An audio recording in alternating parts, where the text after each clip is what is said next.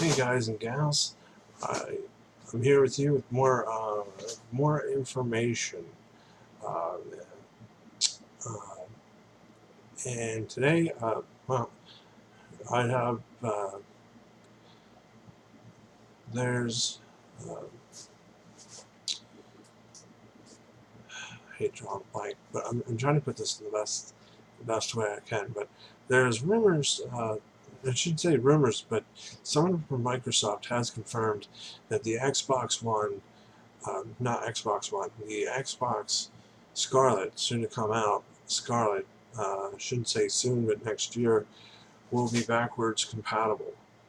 It'll be able to play not only Xbox One games, all of them apparently, which is going to be awesome because that generally means that you could, you don't have to have multiple consoles, which is a pain in the butt when you see how many you have to have if you want to play, certain games. Just because I'm a huge supporter of this.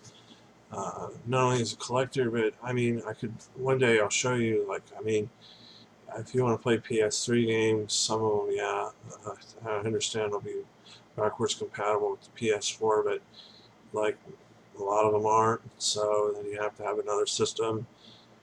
Just because you buy a PS4 doesn't mean you don't want to play the PS3 anymore. There's certain games you can't play on the PS4. Um, I personally love Doom 3, so I'm going to be.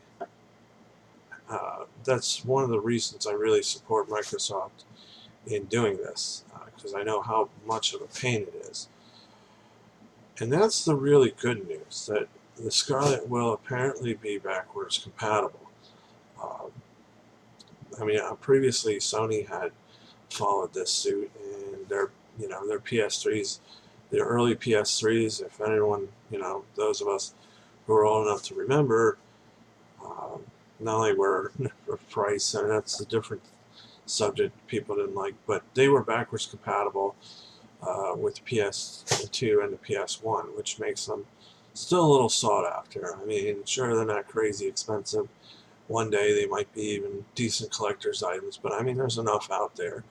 But I mean, people buy them simply because they're backwards compatible. And I mean, if anyone's a gamer, they should know that, when something's not backwards compatible, you have to have a system there to play each game. And some people think, oh, that's no big deal. When I switch to the PS4, or switch, I should say, to switch to the next gen system, I don't want anything to do with the games, but that's not always the truth. Uh, some people still like playing them. Like I said, there's games you can't play. Other times, um, especially when there's games, like I said, you didn't play that you loved, or games that you'd like to go back and play. But also, I mean, taking a collector's perspective out of it, like, I mean, I'm trying to think that the worst time is when the consoles are switching, when the new ones are coming out and the old ones are still around. So you're left with the dilemma. You either kiss your old games goodbye, or you keep your both systems out, which, you know, to some people doesn't sound like a big idea, a big deal. But you know, if you have a PlayStation 4, you're going to have a PS3. Even the Xbox One now still doesn't support all the, backwards compatibility 360 games, so you have to have a 360 out if you have an Xbox One, and so on and so forth if you want to play those games. Because there's still great games on previous gen systems that never came out for the, you know, Xbox One, or the PS4, or at least that were backwards compatible. For example, like I'm just telling, like I said, I don't know if I mentioned it, but I love Doom 3, which I can only play on the Xbox One for some reason, even though I love it on the PS3. I don't know why, because typically I love the Xbox controller when it comes to first-person shooters or shooters in general. I don't know why. It just seems like the controller feels Better with controls, maybe not, but uh,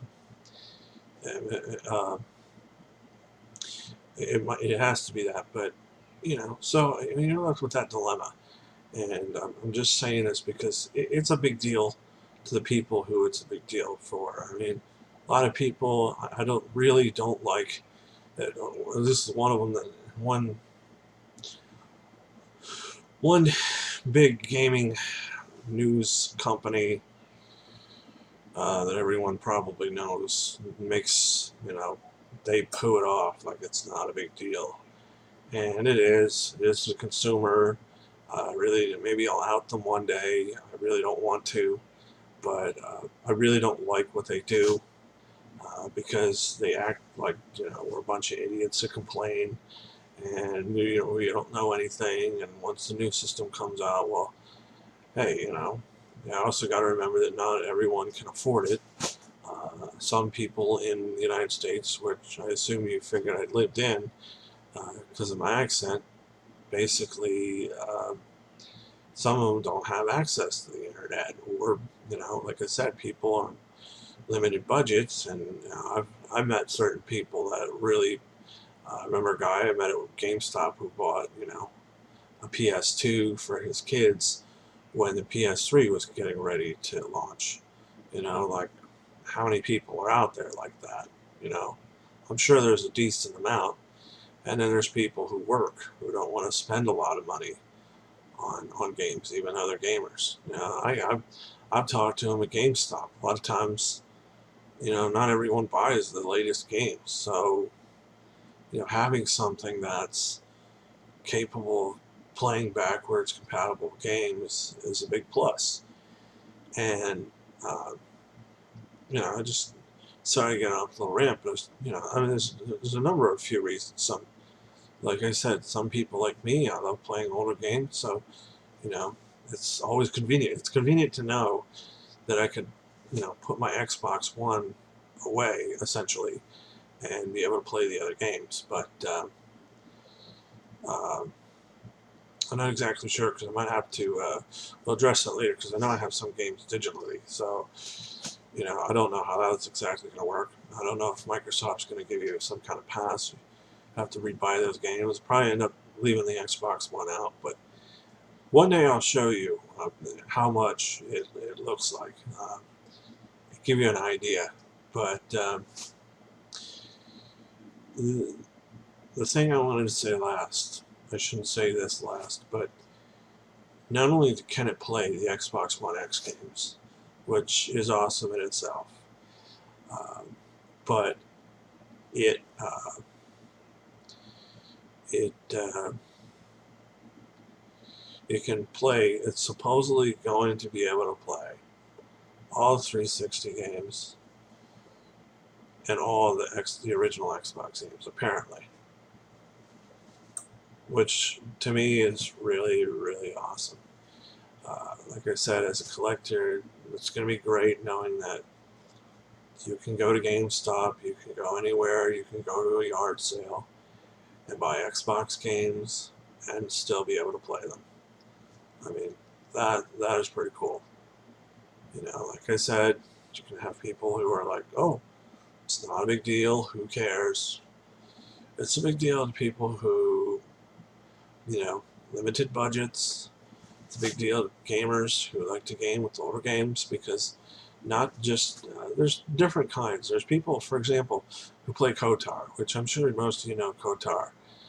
So I'll just say it for those who don't, but it stands for Knights of the Old Republic, which is, probably considered one of the best original Xbox games. You know, and as a fact, when Microsoft decided to do Xbox backwards compatible, that game was one of the first on the list.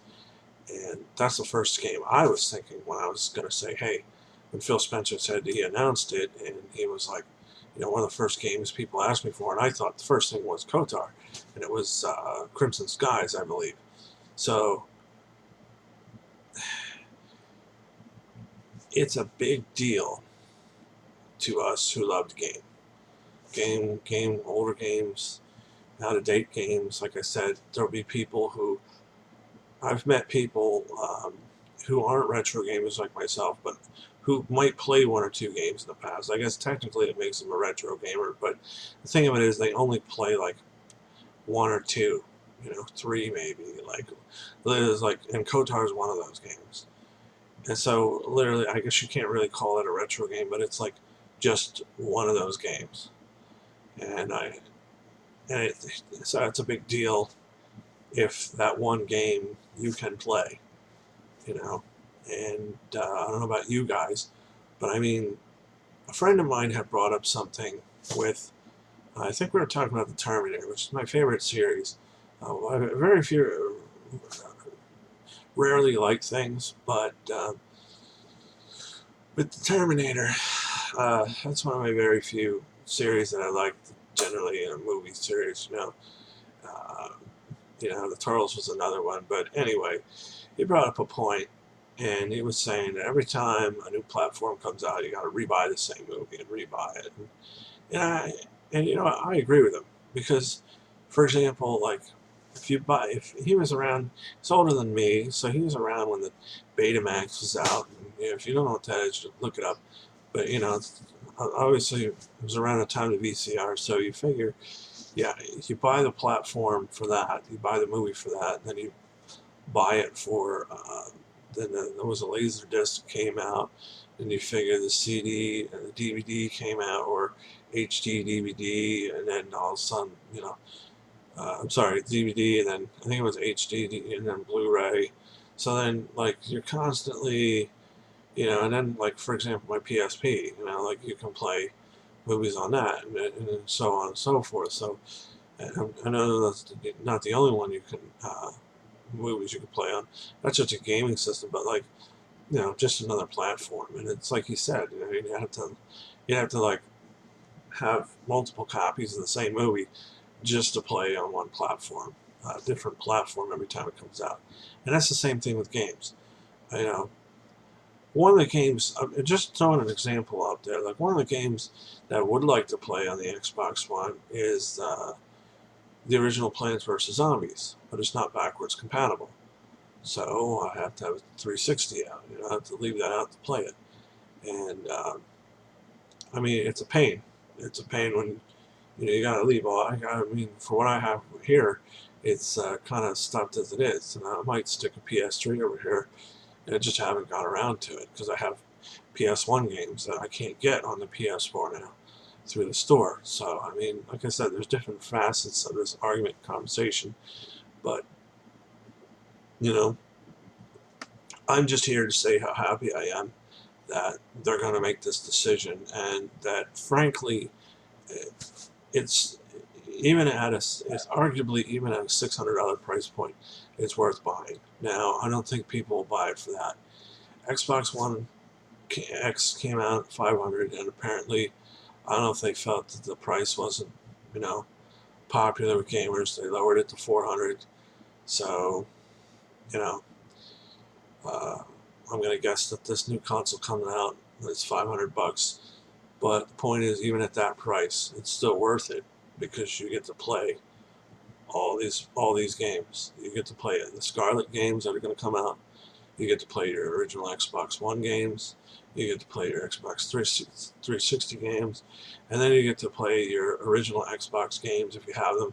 Still love them, or like I said, you know, and I can't tell you how great this news is as a collector because now I can play them all on one system. I mean, that is a big deal to me. That's a huge deal. And I'm sure some collectors are thinking the same thing. Now I know that I can pick up 360 games at GameStop if they still have them, or whoever, and I'll be able to play them right away. Which to me is just, it pays for itself. I mean, when you think about all the money that you would invest, in buying each system, and then, uh, having to play, having to, go out and grab your games, play them on each system, and it's just more convenient to have it all in one. Personally, I like that, and I just like Phil Spencer's stance on backwards compatibility.